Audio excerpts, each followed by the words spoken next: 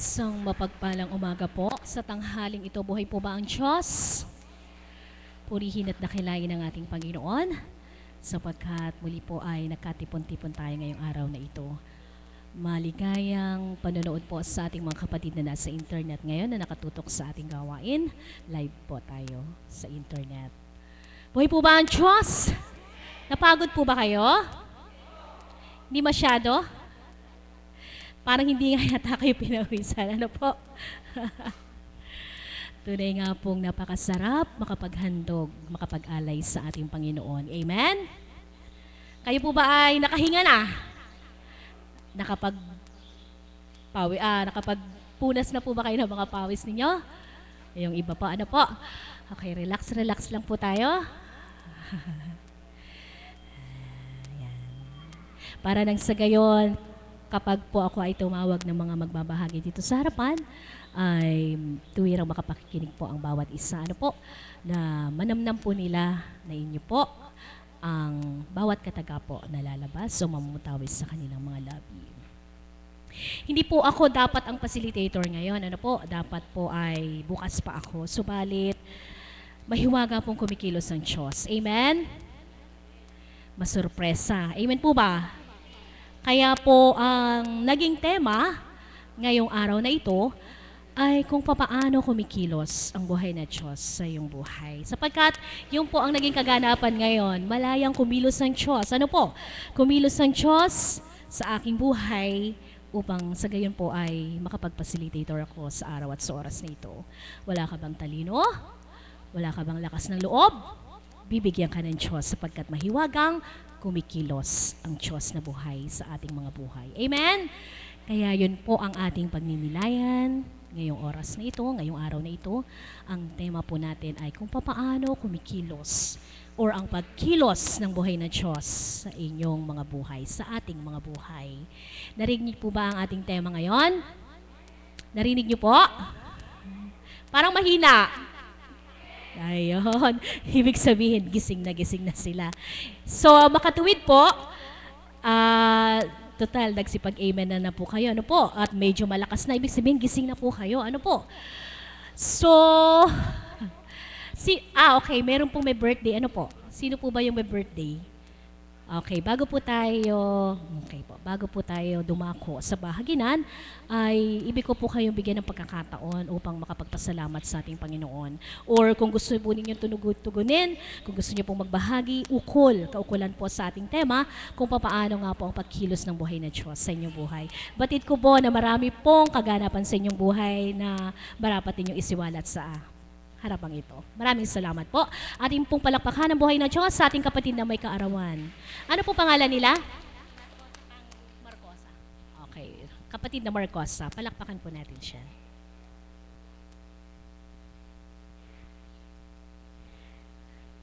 Magandang umaga po sa lahat. Magandang umaga po sa inyo. Nagpapasalamat po ako sa mahal na Ama. Ngayon po talagang hiniling ko na birthday ko po, nandito po talaga ako pumunta.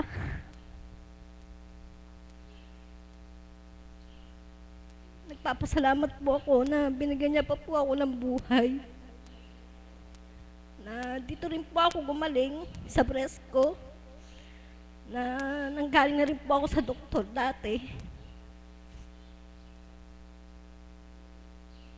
Nahiya po sana ako magsalita. Pero kailangan ko lang po ngayon talaga na kaarawan ko na nagpapasalamat po ako ng bumbu sa Ama.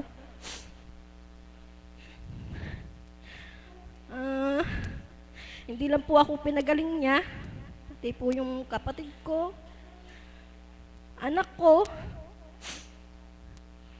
at saka po yung iba rin na binibigyan ko po ng na talagang si Apo Kunching po ay sinabi niya sa akin na buhay ang Ama. Kahit po ako, sa mga kapatid ko, lagi ko po silang dinadalangin na sana po ay magkasundo po kami. Okay lang po ba na po ako dito?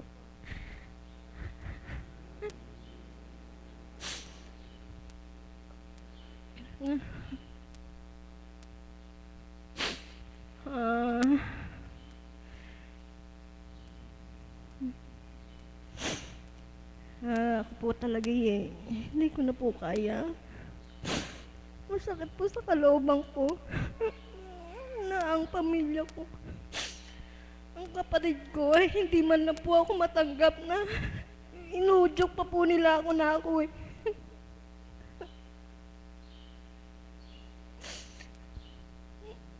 Hanggang sa namatay po yung magulang ko. Nasama loob para sa aming magkakapatid. Ako po talaga nagpapasalamat at eto po ako, nagkaroon pa po ako ng 2 anak. Nasabi po ng doktor, hindi po ako pwede mag-anak. Yun naman po yung panalangin ko na talagang buhay ang ama. Sinasabi ko sa mga kapatid ko na hindi po nila kami pinababayaan. Na kahit po walang pera, inihiling ko lang po na bubuhay ang aking mga kapatid.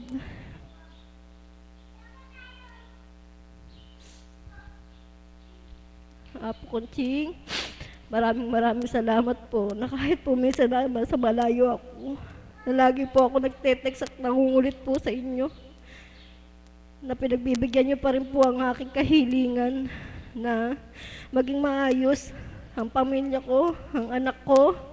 Kahit po may sakit ang anak ko, sa inyo ko nilalapit, pero po nagpapasalamat po ako at binigyan niyo po talaga ng kagalingan, hindi po sa gamot lang, kundi sa herbal na ibinibigay niyo sa amin. Kaya po ngayong kaarawan ko, masasabi ko lang po, nagpapasalamat po ako talaga sa Ama. Idinudulog ko po ang buhay ko sa Kanya, wala na pong iba. Maraming salamat po. Pasensya na po kayo at hindi niyo naintindihan yung sinabi ko. Wala po.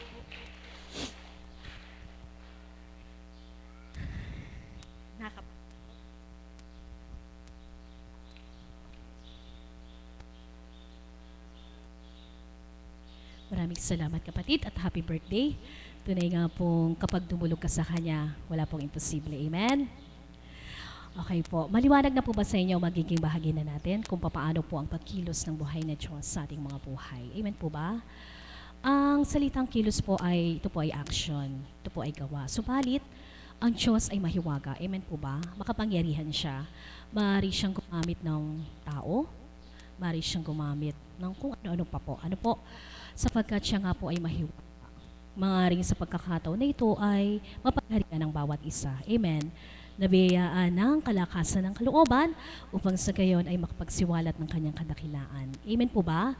Kung paano nga po ang pagkilos sa bawat isa sa atin. Amen po? Malinaw na po ba? Okay, sa ganang sarili po, tunay nga pong masasabi ko na mahiwaga siya. Ano po? Sa kabila ng lahat na akala ko ay lugmok na, wala nang pag-asa, subalit nakakatindig, nakakaraos. Amen po ba? Sapagkat siya nga po ay mahiwag kumikilos sa bawat isa sa atin, na kayang-kaya niya pong gawin ang lahat. Amen po ba? Amen na po? Okay po. Para po mas lalo pa nating mapalawak, mapalalim ang ating bahaginan, nais ko po tawagan ang ating Mami Beth. Nang sa gayon po ay mas lalo po kayo maliwanagan. Amen? Palakpakan po natin ang buhay na Diyos sa kanyang katauhan.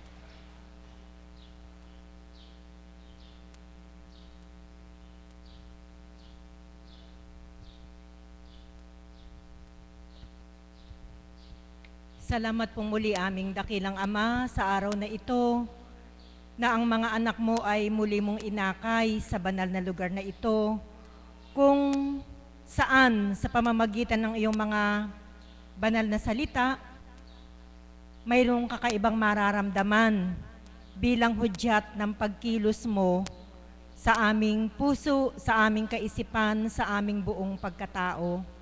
Nawa po aming dakilang Ama, ang bawat anak na naakay mo, maramdaman ang pagkilos mo sa kanila at sa kanilang pag-uwi. Mayroon silang madadamang kagalakan sa kanilang puso at kaisipan upang patunayan mo sa bawat isa na kumilos ka at kumikilo sa aming buhay. Amen. Palakpakan po natin ang ating buhay na Diyos, ang pagkilos ng Ama. Hindi naman po nahihinto yun eh. Amen?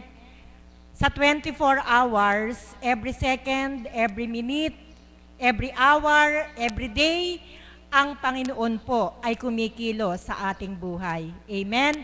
Kaya lamang po, hindi natin lubos na maramdaman sapagkat ang ating isip ay abala sa kung ano-anong mga bagay. Subalit, kung itutuon natin ang ating isip sa ating Panginoon, mararamdaman po natin ang kanyang pagkilos sa bawat isa sa atin. Ngayon po, kumikilos na po siya. Pagpasok pa lamang po ninyo dito sa banal na lugar na ito, wala po kayong kaalaman, kumikilos po siya continuously sa ating buhay. Kaya kung kayo po'y ganap na nagtitiwala, nagpunta kayo rito, meron bang sumasakit sa katawan lupa ninyo? Meron ba sa inyong hindi makahinga sapagkat ang sabi ng doktor, meron daw baradong ugat? Yung bang mga tuhod ninyo ay sumasakit? Pagka hindi kayo makaluhod, pag kayo nakaluhod, hindi na kayo makatayo. Marami, iba't iba po yung nararamdaman ng ating katawan lupa. Subalit, kung kanina po'y nagtiwala kayo, once you step in dito sa loob ng ating dambana, higit na kumikilos ang ating Panginoon. Lalo na po kanina sa ating joyful song, kung kayo'y nakiisa, sa bawat pagkilos ninyo, yung mga baradong ugat nawawala, yung bara, kaya nagiging maayos na po ang ating paghinga. Palakpakan po natin ang ating buhay na Diyos. Sige nga po, gagayahin ko po ang banal na espiritu sa katauhan ng ating mahal na Apo Kunching. Huminga nga po kayo ng malalim. Yung talagang pinakamalalim, tuturuan ko po kayong huminga para po yung talagang mga ugat ay magkakaroon ng buhay. Pag kumuha kayo ng hangin, ang kukuha yung ilong. Kaya dapat nakasara ang bibig. At pag nirelease natin yung hangin, dapat bibig naman ang ating bubuksan. I-try nga po natin. Sige nga po, go. Isa pa po. Isa pa po.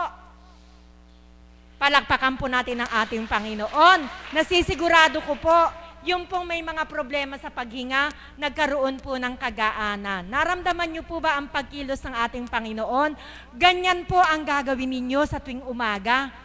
Pagkamulat po ng inyong mata, humanap po kayo ng isang lugar kung saan talagang mapifeel nyo yung air na ibibigay sa atin ng Panginoon. Baka po sabihin niyo, Tita Beth, sa lugar namin wala kasi puro puro mga nag-aalaga ng hayop. Kaya pag huminga kami, ang naaamoy namin yung tae ng baboy. Kahit na po, Ama, sa kalooban po ng ating Panginoon, mapupurify po niya yung hangin na yon. Kikilos po siya para po mapurify yung hangin na yon. Mga kapatid, sana po sa tuwina, maramdaman ninyo ang pagkilos ng Diyos sa inyong buhay. Kung kayo po ay lagi na po kayong napupunta sa banal na lugar na ito, higit nyo pong mararamdaman ang pagkilos ng Diyos sa buhay ninyo. Sa paanong paraan? Kikilos po siya sa kaparaan ng pagkabatid niya na ipagkakasala ninyo ang inyong gagawin, gagawa po siya ng kaparaanan upang ito ay mapigil. Amen? Halimbawa, yung ating mata, binigyan po tayo ng Panginoon ng ating mata para maging ilaw at tanglaw ng ating buhay. Kaya lang po, sa mga taong hindi nakakadama sa Kanya, yung matang ito ay pinagmumula ng pagkakasala. Amen? Sa paanong kaparaanan, ginagamit natin yung ating mata para hanapin yung pagkakamali ng ating kapwa. Pag kumilos ang Ama, tatanggalin po niya yon sa ating mata, na yung ating ipagkakasala, hindi na po niya ipasisilay sa atin. Mga kapatid, yan po ay isa sa mga palatandaan na kumikilos ang Diyos sa ating buhay. Subalit, kung yung matang ito ay patuloy na nagkakasala, sa pagtingin sa kamalian ng ating kapwa, kumikilos ba ang Diyos? Sino kumikilos? Sino po? Yung kalaban niya. Walang iba kundi ang demonyo. Kaya pag yung matang ito, hindi nakapagpipigil, nakapaglilimi upang maiwasan yung pagkakasala at ang patuloy na ginagawa ay tumingin doon sa ipagkakasala, hindi po kumikilos ang Diyos. Ang kumikilos po ay ang kanyang kalaban. Kaya ito po ay dapat nating labanan. Hindi lamang po iyan ang ating tainga. Nagagamit din po yan eh. Pero pag kumilos ang Diyos, hindi po niya sa atin iparirinig yung mga bagay na ating ipagkakasala. Halimbawa, nag-uusap yung dalawa sa iyong mga kaibigan o dalawa sa iyong mga kapitbahay. Ang pinag-uusapan nila ay hindi mainam. Pinag-uusapan nila yung kanilang kapwa, kapitbahay. Kapag ikaw, kumikilos, kung kalaban, layas. Kapag ikaw ay hindi nakiisa sa kanilang pinag-uusapan, ibig sabihin, kumikilos ang Diyos. Subalit, kung ikaw ay makikiisa, makikijoin sa kanilang pinag-uusapan na kasiraan ng inyong kapitbahay, hindi siya kumikilos. Sino ang kumikilos? Uli, ang kanyang kalaban. Ang ating kalaban, ang dyablo. Kaya mga kapatid, sa tuwina, maging alerto tayo. Dapat lagi tayong nagninilay at nagtatanto. Sa bawat salita, kilos at gawa natin, lagi nating isipin, sino ba kumikilos sa akin? Ang Diyos ba o ang kalaban ng Diyos? Pag ang Diyos, sige lang.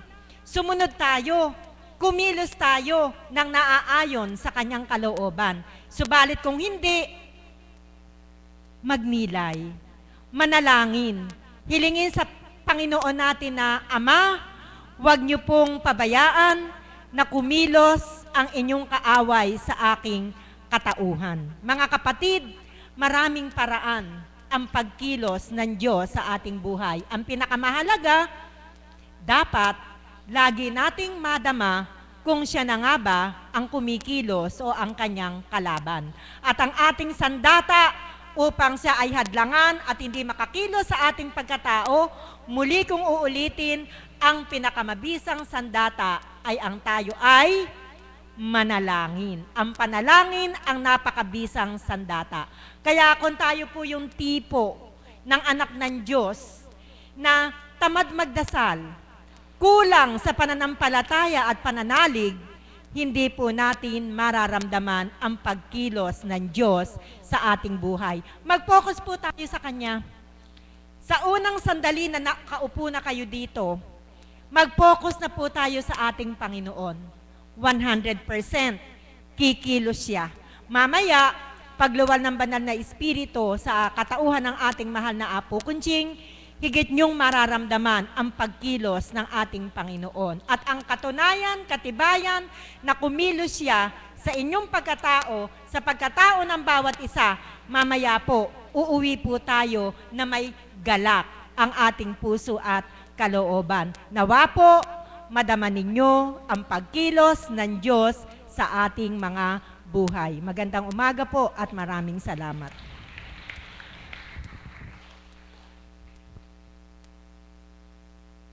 Maraming salamat, Mami, sa iyong napakagandang pagbabahagi. Ano po, nalinawan na po ba ang bawat isa? Lumalim na po ba? Amen po ba? So, maging matalino po tayo. Ano po? Kung ang kumikilos ay ang kalaban o ang Panginoon. Amen po ba? Maging matalino po ang bawat isa sapagkat nga po, nandyan po lagi yung kalaban. Amen? Kung paano ang Panginoon ay nandiriyan, naku po, maagap din po yung isa. Ano po?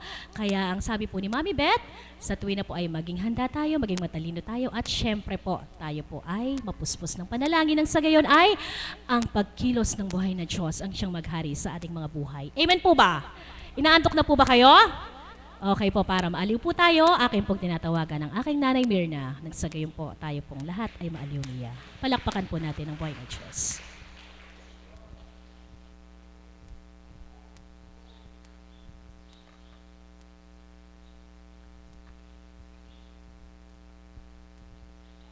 Muli po, dakilang Ama, naririto po akong muli sa iyong banal na harapan. Nagpupuri at nagpapasalamat sa dakilang araw na ito na muli po ay niloob mong patindigin ako sa harapan at maging bahagi muli ng iyong gawaing pangkabanalan. Salamat, salamat po, Ama. At sa tuwing ang ako'y titindig, samot dalangin ko sa iyo, Ama, ay maghari ang iyong kalooban, manguna ang iyong kagustuhan, at ang karampot kong pag-aalay ay maging inspirasyon ng aking mga kapatid at naway malugod ang iyong Espiritong Banal. Amen. Mapagpalang umaga po, mga minamahal kong mga kapatid. Kumusta po muli? Napakabuti po. Ganda po ng tema, ano po? At ang ganda rin po ng pagbabahagi ng ating kapatid na si Mami Beth Chico. Habang ako po ay nakaupo doon, kaganda po talaga. Napakabuti po ng Diyos. Talaga pong, kung ikaw ay may pandaman sa sarili mo, ay mararamdaman mo kung sino ang kumikilos sa iyong katauhan. Amen po ba? Kung sino ang gustong umagaw sa iyo o kung sino yung nananatili sa kaloob-looban ng iyong katauhan. Siyempre po bilang isang katauhan, minsan para po ba tayong para pong napapagal, no? Subalit, doon sa dakong ito, dito mo mararamdaman kung paano ka inaagaw ng mabuting espiritu sa kanyang kalaban. Nakaupo po ako doon sa tabi ng kabiyak ng puso, parang ang nasa ko'y italikod ang aking likod. At ipagalaw-galaw po, ano po. At habang nakikinig ako ng mensahe, sino nga bang nagmamay-ari sa'yo kung parang nararamdaman mo ipagal ay narito ka na sa loob ng dakong kabanalan? Amen po ba? Sa akin pong buhay ngayon, mga kapatid, masasabi ko po na mas higit na ang pagkilos ng ating Panginoon sa buhay ko. Hindi hambing sa unang buhay na mas madalas kong maramdaman ang pagkilos ng mga aagaw na kalaban. Amen po ba? Bakit ko po nasabi yon? Kasi po, ngayon, sa buhay ko, kagaya po nung nagdaang linggo na hindi po lingid sa iba na medyo po sa pakiramdam ko'y parang naging matagal yung paghayo ko bilang isang anak ng Ama na gumanap at tumupad bilang tao sa mga mahal sa buhay. Ano po? Habang ako'y nakahayo, dinadama ko po yung sarili ko. Totoo po ito, mga kapatid, dinadama ko po yung sarili ko na sa kabila nung may kapahintulutan ng ating Panginoon, sa pamamagitan ng banal na Espiritu, sa katauhan ng ating minamahal na Apo Kunching, ay hindi ako ganon kagalak. Bagamat sa paghayo ko ay marami akong nagampanan na sa damdamin ko, tanggap ko na, damandama ko na ang kumikilo sa buhay ko ay ang kalooban ng Diyos sapagkat nagpaalam at batid ng Ama kung ano yung aking ginagampanan. Habang gumaganap ako doon sa paghahatid ko sa mga alaga ko, mayroon akong isang kapatid na may vertigo. At tanda ko po na bago ako umalis, tinanong ko ang kapatid na Mami Beth Chico kung paano po ang kanyang ginawa nung siya may vertigo.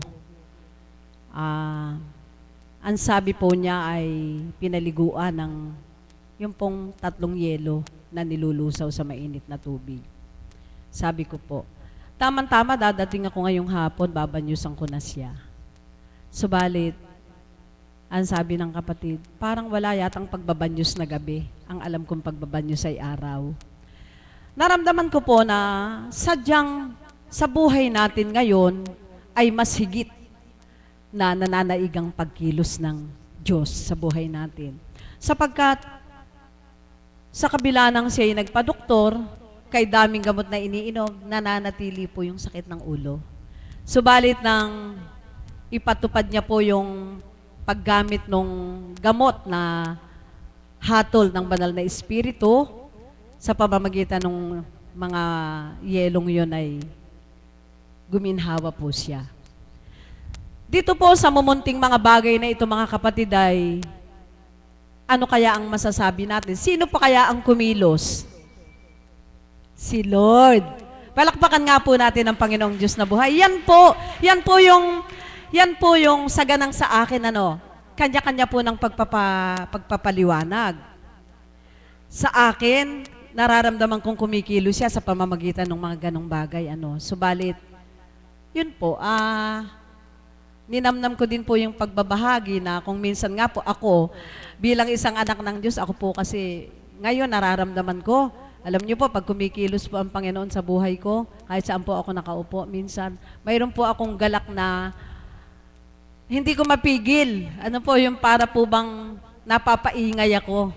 Yung minsan, pag tinanong ng banal na Espiritu, buhay po ba ang Diyos? Sagot pa po ako ng sagot, buhay ang Diyos! Totoo ang Diyos! Yung po mga ganun, So, kuminsan po, gaya po ng pahayag ni Mami Beth, dahil nga po tayo, marami sa atin, dinadalisay pa tayo ng Panginoon. Yung pong hindi makakaunawa sa atin ay,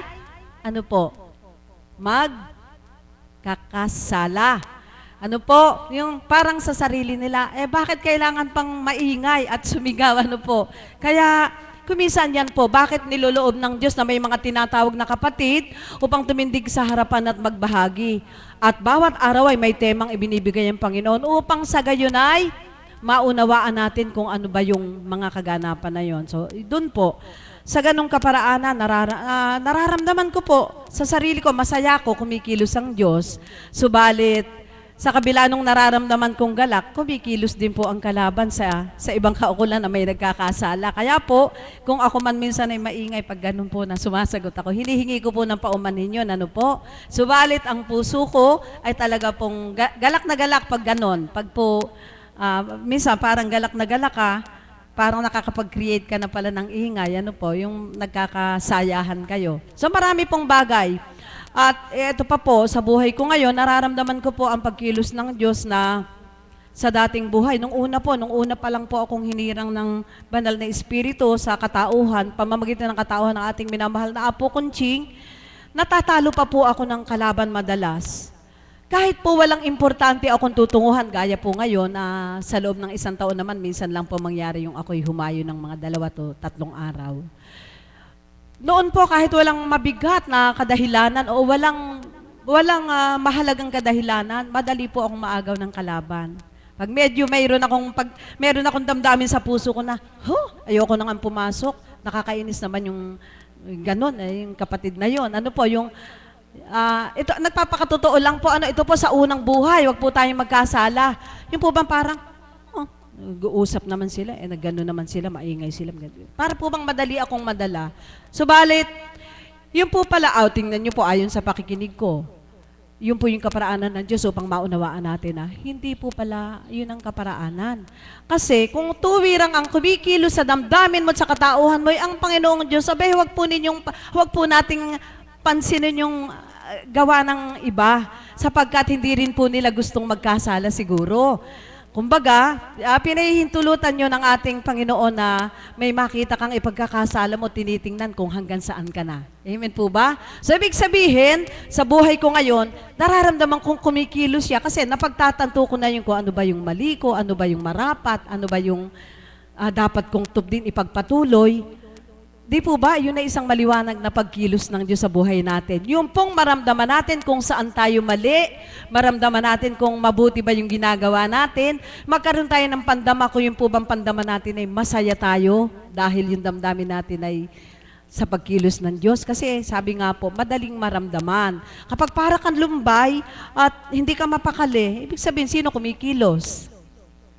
Diablo! Amen po ba?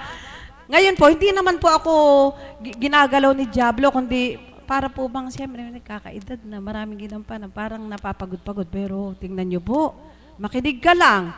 Tapos namnamin mo lang kung ano ba yung makakagalak sa'yo. Ganda po ng tema ng anak na bunso. Di po damandama ko ngayon kung sino yung kumikilo sa buhay ko. Ano po? Kaya naniniwala po ako, mga minamahal ko mga kapatid, na kapag sa tuwin na tayo'y matama na nanalangin sa ating Panginoon, nagsumakit at nagsumikap tayong maging matapat, maisabuhay natin yung ating mga napapakinggan, hindi lamang sa pamamagitan ng banal na Espiritu sa katauhan ng mahal na Apo, kundi sa pamamagitan ng bawat isang kapatid na tinatawag ng Ama sa harapan, makinig po tayo. may mapupulot po tayo. Ganun pala. Dapat pala baguhin ko yun. Dapat pala dagdagan ko pa yun. Amen po ba? Nakapulot po ba kayo ng konting inspirasyon doon sa aking pagbabahagi? Maraming salamat po. Bagamat ako'y tinawag ng anak na bunso upang mag-alay ng awit, ako po'y nakapagbahagi. Naniniwala din po ako na kumikilos ang Diyos sapagkat, siyempre po, anak niya ako, alam niya, batid niya, dama niya yung damdamin ko kung gaano nung nakaraang linggo ay kulang na kulang ako. Uhaw na uhaw ako sapagkat Miyerkules ng hapon, hindi na po ako naka-attend. Huwebes, Biyernes, Sabado, Linggo'y walang pasok. Lunes, na-late pa po ako kaya hindi pa po ako nakapasok. Kaya po kahapon, Miyerkules, binusog po ako ng Ama mula umaga hanggang gabi. Pinagkatiwalaan po niya muli akong gamitin at muli po ngayon. Siguro po baka bukas iba naman, kaya pagbigyan niyo na po ako. Kaya po ako'y naniniwala na kapag hinanap natin ang kalooban niya, kikilos at kikilos siya sa ating mga buhay. Amen po ba? Isang palakpak pa po sa ating Panginoong Diyos ng buhay. Salamat po. At muli po, nais kong awitan ng ating Panginoon at para po sa ating lahat.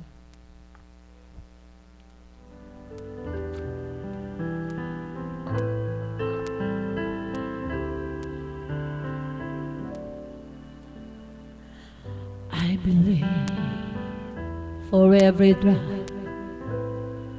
of rain that falls,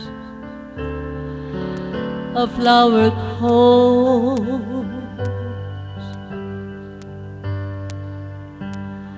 I believe that somewhere in the darkest night a candle glows. I believe for everyone who goes astray, someone will come to show the way. I believe, yes,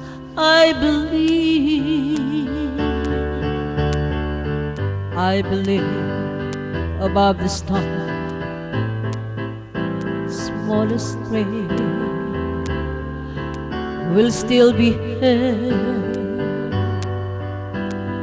I believe that someone in the great somewhere hears every word.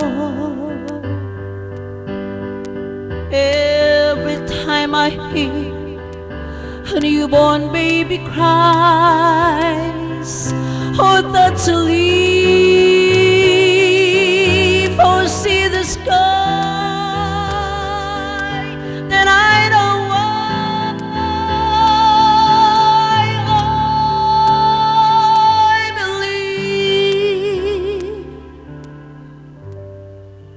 I believe for every drop of rain that falls, a flower grows.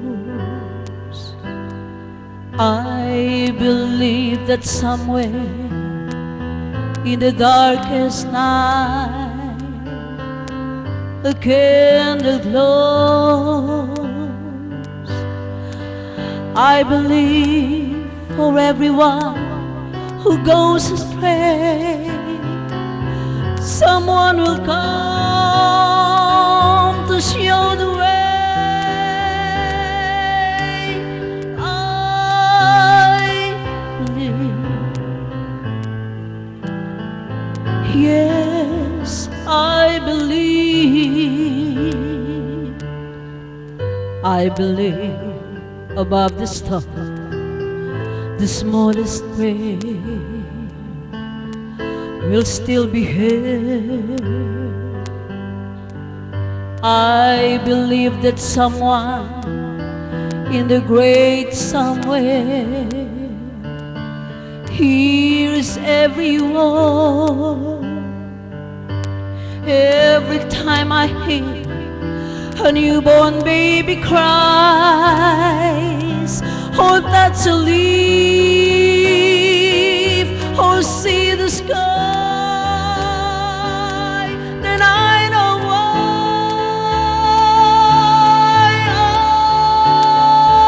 I believe. Every time I hear a newborn baby cries, oh, that's a leaf, oh, see the skies, then I know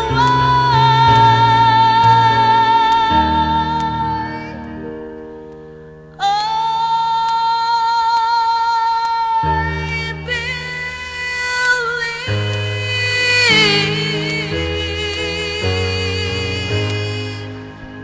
Thank you, Lord. Maraming salamat po, Ama. Salamat po sa iyo.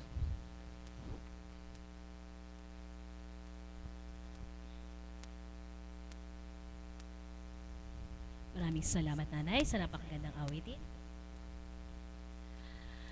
Bukas po, ang simula po ng ating gawain ay alas 12 po. Ano po, alas 12 po ng tanghali sapagkat meron pong misyon ang mahal na apo bukas. So, maaga po tayo mag-umpisa bukas. Maraming salamat po sa lahat ng nagbahagi at sa lahat po, sa umawit po. Magsitayo na po tayong lahat at sama-sama po nating awitin ang panalangin tinuro sa atin ng ating Panginoon.